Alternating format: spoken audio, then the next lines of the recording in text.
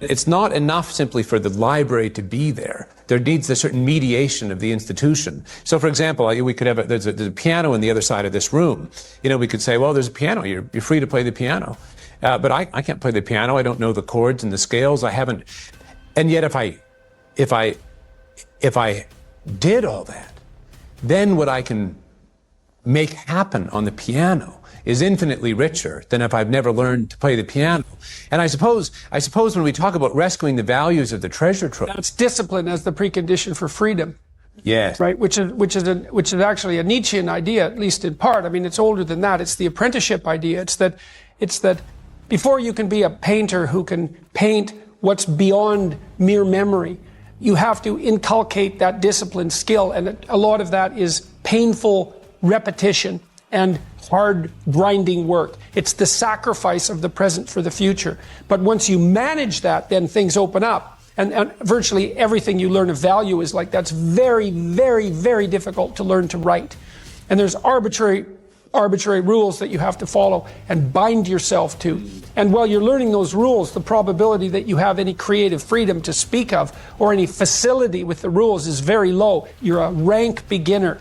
And even to some degree, whatever creativity you have is going to have to be stifled while you're passing through that keyhole. But if you pass through it, then something massive opens up on the other side. And it is definitely the case that disciplinary institutions, universities, are exactly that, is they're places of guidance, and they're places to encourage people to develop the discipline that's necessary to see beyond the discipline. I mean, that's why we have disciplines, right? I mean, the words aren't there by accident. You have to narrow yourself first, and then you can broaden outward. And that's part of the process of maturation. That's part of the sacrifice of childhood. Say, in childhood, you're nothing but potential, but it's not realized and you don't know how to realize it.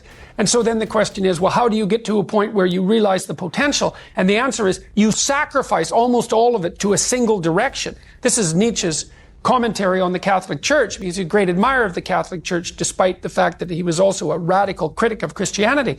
See, the thing about the Catholic Church is that it forced everything to be interpreted within a single explanatory framework. And that was a discipline. And once that discipline was established, then the disciplined mind could explode in every direction, which is precisely what happened.